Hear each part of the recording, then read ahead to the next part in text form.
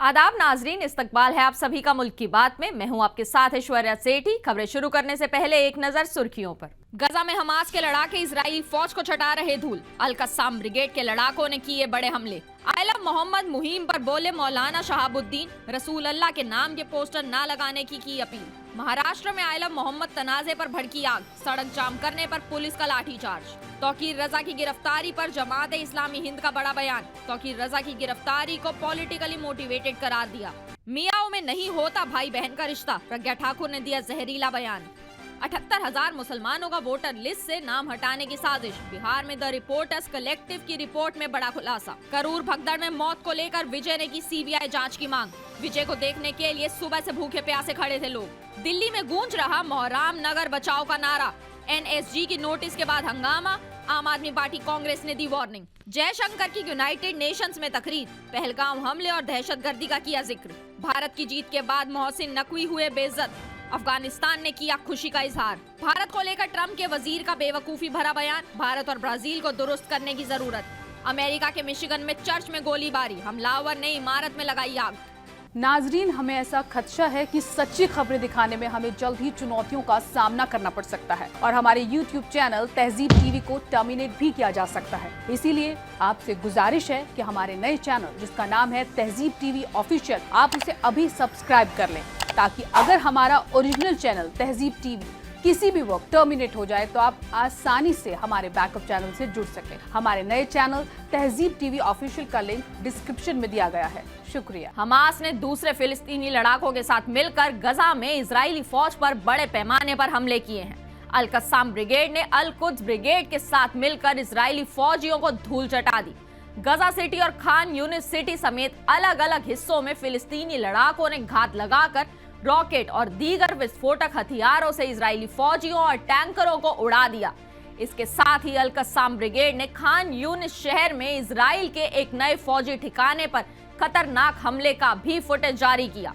Hamas के ताबड़तोड़ हमलों से इजरायली फौज की हालत बुरी तरह खराब। गजा पर कब्जा करने के ख्वाब देख रहे नेतन्याहू को एक के बाद एक तगड़े झटके मिल रहे हैं। नेतन्याहू ट्रंप के साथ अमेरिका में मीटिंग कर रहा है और इधर गजा में हमास और दीगर फिलिस्तीनी लड़ाकों ने इजरायली फौज के होश उड़ा दिए। अल मयादीन की खबर के मुताबिक फिलिस्तीनी ग्रुप ने गजा शहर के अंदर घुसपैठ करने वाले इजरायली फौजियों के खिलाफ बड़े हमलों का ऐलान किया है। ये सिलसिला लंबी घेराबंदी और शदीद बमबारी के बावजूद फौजी सरगर्मियों को उजागर करता है। हमास की फौजी यूनिट अल कस्साम ब्रिगेड ने कहा कि उसके लड़ाकों ने कई इजरायली ठिकानों पर हमला किया। ब्रिगेड के मुताबिक लड़ाकों ने गजा शहर के जुनूब में ताल अल हवा इलाके में सलाई टावर के पास एक इजरायली मरकबा टैंक को अल यासीन 105 गोले से निशाना बनाया। उसी इलाके में हमास की यूनिट ने एक घर के अंदर मौजूद इजरायली फौज पर एंटी पर्सनल गोला दागा, जिससे इजरायली फौज को जानी नुकसान हुआ। एक दिन पहले अल कस्साम ब्रिगेड ने बताया था कि अबू जुर फार्म के पास एक मरकबा टैंक पर शवाज डिवाइस से हमला किया गया और साथ ही इजरायली फौज की एक यूनिट पर मोटार राउंड से निशाना साधा गया। ब्रिगेड ने यह भी तस्दीक की कि गजा के अल-तुफा इलाके में हलावा मोहल्ले में एक स्नाइपर ऑपरेशन में एक इजरायली फौजी को फौरन मौत के घाट उतार दिया गया।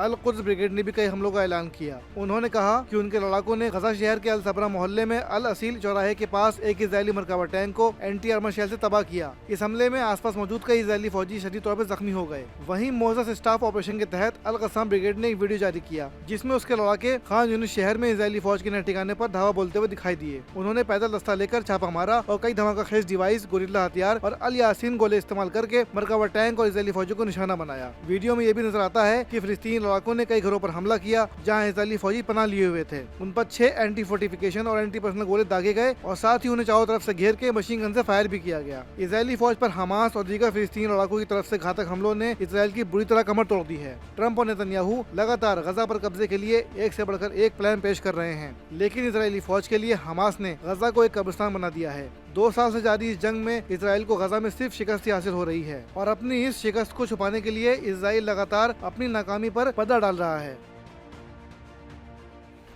महाराष्ट्र के अहिल्या नगर में नवरात्रि रंगोली को लेकर जबरदस्त हंगामा खड़ा हो गया। शहर के मीलीवाड़ा इलाके में इतवार की रात किसी नामालूम शख्स ने रंगोली बनाकर उस पर आई लव मोहम्मद लिख दिया। आज सुबह ये वीडियो सोशल मीडिया पर वायरल होते ही मुस्लिम बिरादरी के नौजवान सड़कों पर उतर आए और एहतजाज पुरतशद्दुद हो गया। पुलिस को हालात काबू करने के लिए हल्का लाठीचार्ज करना पड़ा। दरअसल ये वाकया आज सुबह करीब 7 बजे शुरू हुआ। मामला तब भड़का जब कुछ लोगों ने रंगोली में आई लव मोहम्मद सल्लल्लाहु अलैहि वसल्लम लिखा देखा। इसके बाद मुस्लिम बिरादरी के लोग थाने पहुंचे और शिकायत दर्ज की। पुलिस ने फौरन कार्रवाई करते हुए रंगोली बनाने वाले एक शख्स के खिलाफ FIR दर्ज की और उसे गिरफ्तार कर लिया। ताहम मुजाहिरीन इससे मुतमईन नहीं हुए और उन्होंने तोफखाना थाना इलाके के कोटला में मुखालिफ एहतजाज शुरू कर दिया। करीब आधे घंटे बाद जब पुलिस ने एहतजाज करने वालों को समझाने की कोशिश की तो भीड़ ने पथराव शुरू कर दिया। जवाब में पुलिस को हल्का लाठीचार्ज करना पड़ा। इसके बाद भीड़ तितर बितर हो गई और इलाके में अब अमन है। अहिल्यानगर पुलिस ने इस मामले में FIR दर्ज की है और 30 लोगों को हिरासत में लिया है। पुलिस का कहना है कि हालात अब काबू में हैं। आई लव मोहम्मद लिखे पोस्टर मुख्तलिफ जगहों पर चस्पा किए जा रहे हैं और इसी दौरान मौलाना शहाबुद्दीन का बयान सामने आया है। उन्होंने मुसलमानों को नसीहत की कि आप रसूल अल्लाह के नाम के पोस्टर और होर्डिंग्स ना लगाएं।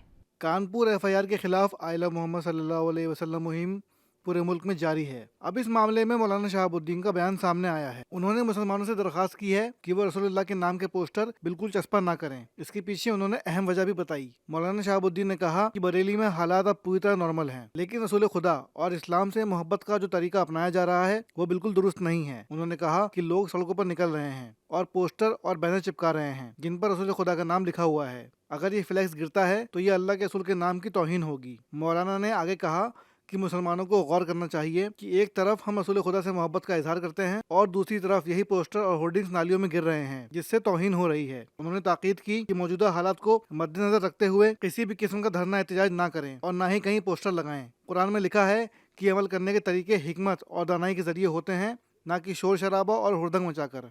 जमाते इस्लामी हिंद ने एक बयान जारी करते हुए मौलाना तौकीर रजा की गिरफ्तारी का सख्त विरोध किया है। जमात ने इस गिरफ्तारी को पॉलिटिकली मोटिवेटेड करार दिया है। उत्तर प्रदेश के बरेली में इस्लामिक आलिम और इत्तेहादी मिल्लत काउंसिल के सरबराह मौलाना तौकीर रजा खान और कई दूसरे अफराद की गिरफ्तारी पर मुल्क की नामवर मुस्लिम तंजीम जमाते इस्लामी हिंद ने शदीद रद्द-ए-अमल का इजहार किया है। तंजीम ने इस कार्रवाई को फिरकावाराना सियासी मकसद और रियासती इख्तिदार का गलत इस्तेमाल बताया है। जमात इस्लामी हिंद के सरबराह सैयद सादतुल्लाह हुसैनी ने कहा कि आई लव मोहम्मद जैसे पुरअमन और मजहबी नारे को पब्लिक ऑर्डर के लिए खतरा बताना निहायत अफसोसनाक है। उन्होंने कहा ऐसे जज्बाती नारे को जुर्म ठहराकर बड़े पैमाने पर FIR दर्ज करना और सामूहिक गिरफ्तारियां करना न सिर्फ नाइंसाफी है बल्कि ये हिंदुस्तान के को एग्जिस्टेंस और बहुलती रिवायतों पर गहरी चोट है। हुसैनी ने आगे कहा एक ही बिरादरी पर कानून का गैर मुतवाजन और चुनिंदा इस्तेमाल कानून की हुकूमत को कमजोर करता है। इससे समाज में बेएतबार और दूरी पैदा होती है। बीजेपी की साबिक लोकसभा मेंबर प्रज्ञा ठाकुर के एक बयान ने सोशल मीडिया पर तूफान खड़ा कर दिया है। इस वीडियो में वो सीधे तौर पर मुस्लिम कम्युनिटी का बॉयकॉट करने की बात करती नजर आ रही हैं।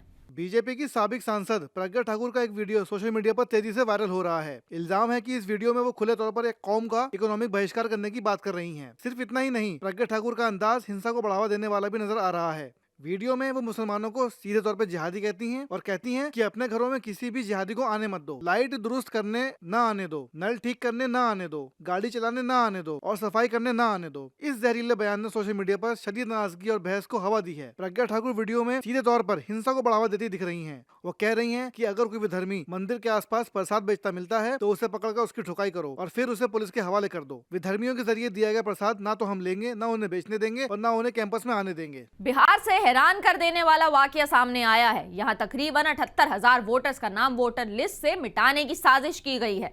इल्जाम है कि ये सारे वोटर्स मुसलमान हैं जिन्हें गैर मुल्की करार देने का प्लान बनाया जा रहा था। द रिपोर्टर्स कलेक्टिव की तहकीकात में बड़ा इंकिशाफ हुआ है।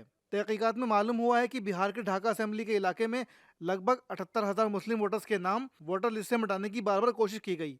दावा किया गया कि ये शहरी भारतीय नहीं हैं। इन कोशिशों में से एक दरख्वास्त बीजेपी बिहार स्टेट हेडक्वार्टर के लेटर हेड पर भेजी गई थी और दूसरी दरख्वास्त बीजेपी के ढाका MLA पवन कुमार जायसवाल के प्राइवेट असिस्टेंट के नाम से दाखिल हुई थी। मुस्लिम वोटर्स के नाम हटाने के लिए जिला इंतखाबी अफसर और बिहार के चीफ इंतखाबी अफसर को तहरीरी शिकायतें भेजी गईं। द रिपोर्टर्स कलेक्टिव की रिपोर्ट कहती है ये एक सिस्टमेटिक और टारगेटेड कोशिश थी। इसमें ढाका इलाके के मुस्लिम वोटर्स को जमाअतन लिस्ट से हटाने की कोशिश की गई। रिपोर्ट के मुताबिक कुछ मुस्लिम शहरियों को मालूम हुआ कि उनके नाम बीजेपी के जरिए हटाने की दरख्वास्त भेजी गई है। इस पर उनमें बेचैनी फैल गई। वहीं कई लोगों को ये तक भी मालूम नहीं था कि उन्हें गैर मुल्की करार देने की साजिश हो रही है। तहकीकात से यह भी मालूम हुआ कि ढाका में आखिरी वोटर लिस्ट से तकरीबन 40% वोटर्स के नाम हटाने की डिमांड की गई थी। तमिलनाडु में तमिलगा वेतरी कजगम के सरबराह विजय की करूर में हुई इंतखाबी रैली में संगीन हादसा पेश आया। रैली में मची भगदड़ से कई लोग गिर पड़े और दम घुटने से उनकी मौत हो गई। इस अफसोसनाक वाकये में 44 लोगों की जान चली गई, जबकि 50 से ज्यादा लोग जख्मी हो गए। इस हादसे के बाद विजय की जमात टीवीके ने सीबीआई तहकीकात का मुतालिबा तेज कर दिया है। तमिलनाडु के करूर में शनिचर को तमिलगा वैतरी कजगम की रैली के दौरान अदाकार से सियासतदान बने विजय को देखने के लिए लोग सुबह से ही रैली मैदान में बिना खाए पिए जमा हो गए थे। उन्हें दोपहर का खाना तक नसीब नहीं हुआ क्योंकि इंतजामिया ने खाने पीने का कोई इंतजाम नहीं किया था। दूसरी तरफ विजय कई घंटों की ताखीर से रैली की जगह पर पहुंचे। सुबह से भूख प्यास से परेशान लोग बेकरार हो गए और हालात बेकाबू होने लगे। रैली में ताखीर की वजह से भीड़ लगातार बढ़ती गई। करूर भगदड़ मामले की पुलिस की इब्तदाई तहकीकात में यही नतीजा सामने आया है। सूबे के पुलिस सरबराह जी वेंकटरमन ने कहा कि विजय कई घंटे देरी से रात 7:40 पर पहुंचे, जबकि लोग भूख प्यास से बेहाल थे। इसके अलावा इंतजामिया ने तादाद 10,000 बताई थी, मगर तकरीबन 27,000 लोग विजय को देखने के लिए जमा हुए थे। आईजीआई एयरपोर्ट से लगे मेहराम नगर गांव में नया तनाजा भड़क उठा है। वजह है एनएसजी की तरफ से जारी किया गया नोटिस जिसमें 30 सितंबर तक पूरे गांव को खाली करने का हुक्म दिया है। नोटिस के मुताबिक एयरपोर्ट के पास 300 साल पुराने मेहराम नगर गांव को मसमार करने की तजवीज है। अब इस मुद्दे को लेकर आम आदमी पार्टी और कांग्रेस ने बीजेपी सरकार को सख्त धमकी दी है। दोनों दलों ने कहा कि अगर एक भी मकान गिराया गया तो बड़े पैमाने पर तहरीक चलाएंगे। आम आदमी पार्टी ने बयान जारी कर कहा कि उसके दिल्ली रियासती सदर सौरभ भारद्वाज और राज्यसभा सांसद संजय सिंह ने मेहराम नगर बचाओ तहरीक में हिस्सा लिया है। आप नेताओं ने आरोप लगाया कि बीजेपी बुलडोजर राज के जरिए गरीबों को निशाना बना रही है। वहीं सौरभ भारद्वाज ने कहा कि 36 बिरादरियों और 365 गाँवों के लोग इस कदम की मुखालिफत करने के लिए एकजुट हुए हैं। सौरभ भारद्वाज ने हरियाणा के अनंगपुर गांव में हुई महापंचायत की मिसाल देते हुए कहा वहां भी बड़े पैमाने पर मुखालिफत के बाद तोड़फोड़ रोकी गई थी। संजय सिंह ने बीजेपी पर जहां झुग्गी वहां मकान के वादे से मुकरने का इल्जाम लगाया। उन्होंने दावा किया कि बीजेपी ने मद्रासी कैंप, वजीरपुर और वसंत कुंज में भी तोड़फोड़ कराई और अब मेहराम नगर की जमीन कॉर्पोरेट घरानों को देने की तैयारी है। वहीं दिल्ली कांग्रेस सदर देवेंद्र यादव ने महापंचायत को खिताब करते हुए कहा कि उनकी पार्टी मेहराम नगर में एक भी मकान टूटने नहीं देगी।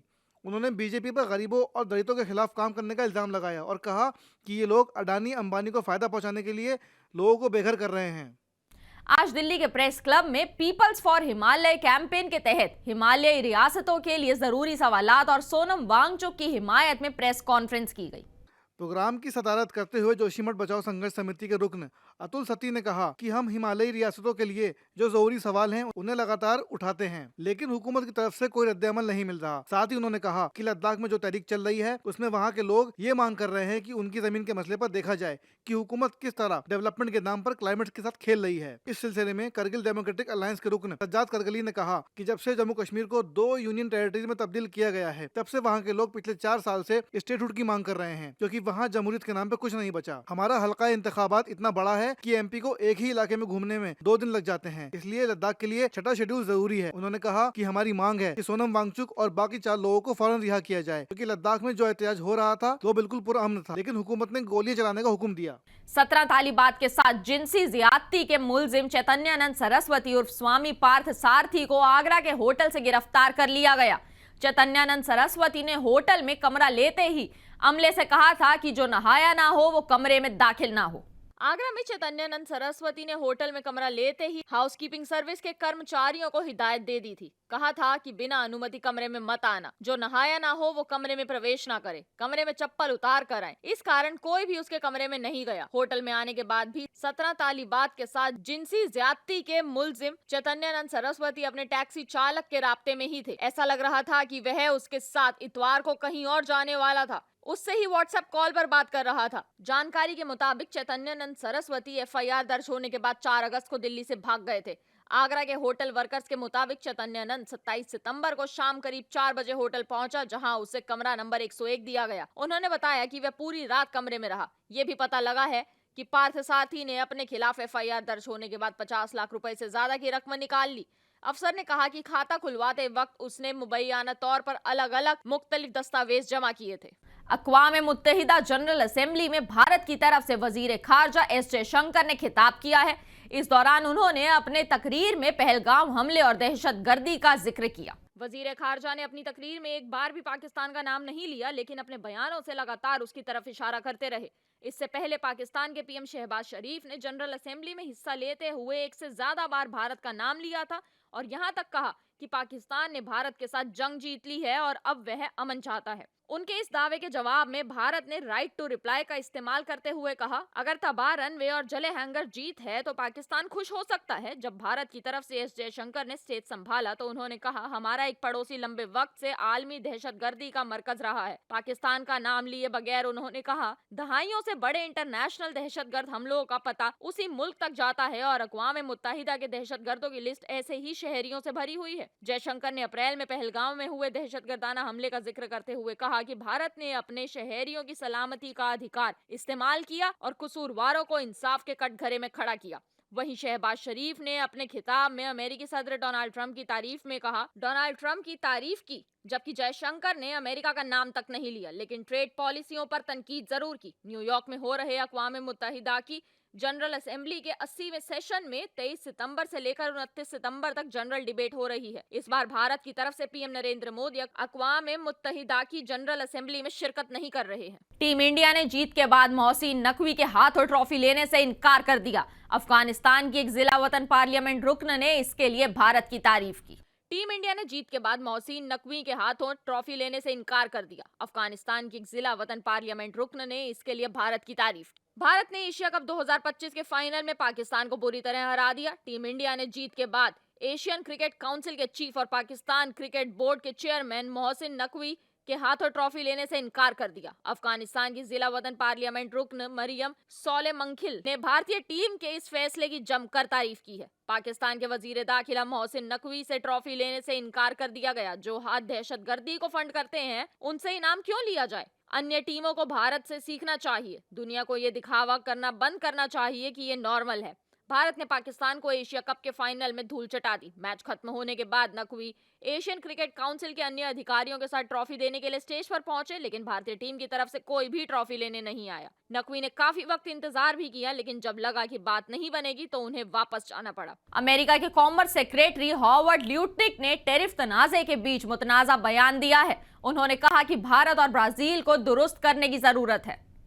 भारत और अमेरिका के बीच टैरिफ को लेकर अभी तक बीच का रास्ता नहीं निकल पाया है। इस बीच अमेरिका के कॉमर्स सेक्रेटरी हॉवर्ड ल्यूटनिक ने मुतनाज़ा बयान दिया है। उन्होंने कहा कि अमेरिका को भारत और ब्राजील को दुरुस्त करने की जरूरत है। अमेरिकी सदर डोनाल्ड ट्रंप ने भारत पर 50% टैरिफ लगाया था, जिसमें 25% का पेनल्टी टैरिफ शामिल है। ल्यूटनिक ने एक अमेरिकी चैनल को दिए गए इंटरव्यू में कहा, इन दोनों को अपने बाजारों को खोल देना चाहिए, साथ ही अमेरिकी मफादात को नुकसान पहुंचाने वाली कार्रवाई रोककर जवाब देना चाहिए। उन्होंने रूस से तेल खरीदने के मामले पर कहा, भारत अपनी एनर्जी खरीद को कौमी मफाद बताता है। ल्यूटनिक ने यह भी कहा कि भारत, ब्राजील और ताइवान जैसे मुल्कों को दुरुस्त करने की जरूरत है। ल्यूटनिक ने दावा किया कि ऐसा इसलिए होना चाहिए क्योंकि भारत के साथ तिजारती रिश्ते उलझे हुए हैं।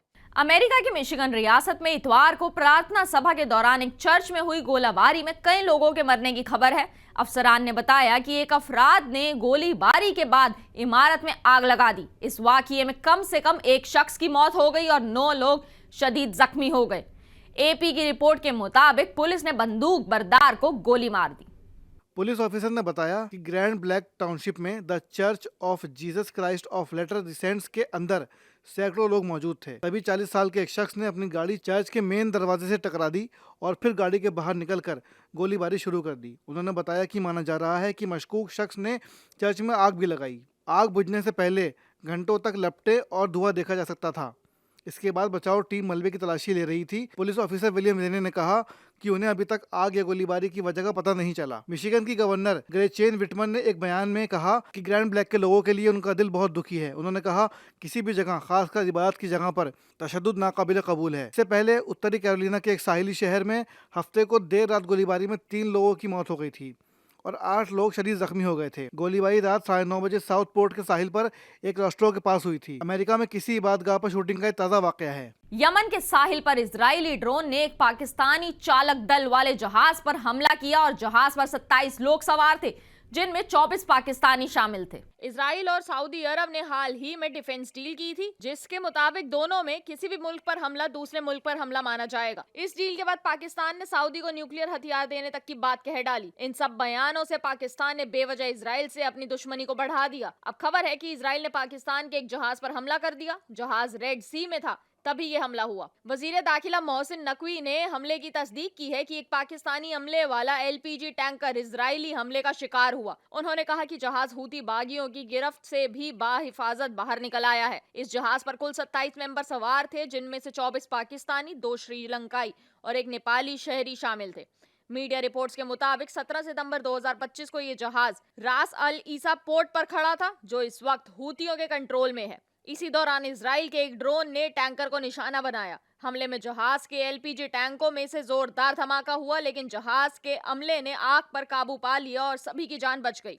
नाजरीन, मुल्क की बात में आज के लिए बस इतना ही। मुझे दीजिए इजाजत। आदाब।